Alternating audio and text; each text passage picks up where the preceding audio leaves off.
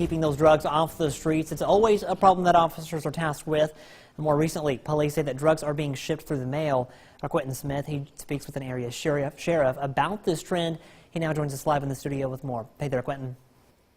Yeah, Scott, when we go to the post office, it's usually for things we bought online.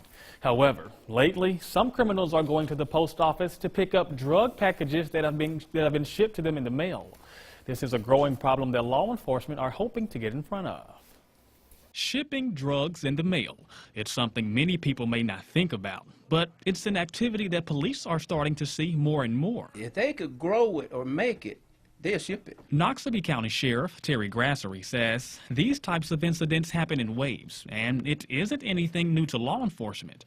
In fact, this year alone, WCBI has reported on multiple situations where someone has been arrested for receiving drugs through the mail. Johnson credits solid police work with the arrest of a Nettleton woman as she received a shipment of marijuana through the mail. Delivery to an area post office lands a man behind bars. I believe what's spurring it on right now is the fact that the other places, they're legalizing it. So at one point, you couldn't grow it. You would get caught anywhere you grew it. Now, you could just grow it and just figure out how can you ship it to other places. Throughout his 28 years in law enforcement, the sheriff says he's heard of several drugs being shipped through the mail, such as marijuana, cocaine, and even ice.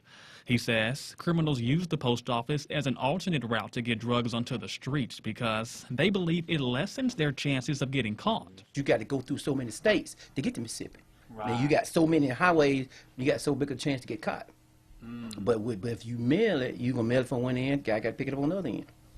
Okay. But they will get you. It ain't if, it's just when. And that when typically happens when someone from the post office notifies law enforcement about a suspicious package that's come in. If we get tipped off, then what we'll do, yeah, we'll go to the post office and that person come get it because he got to come and get it.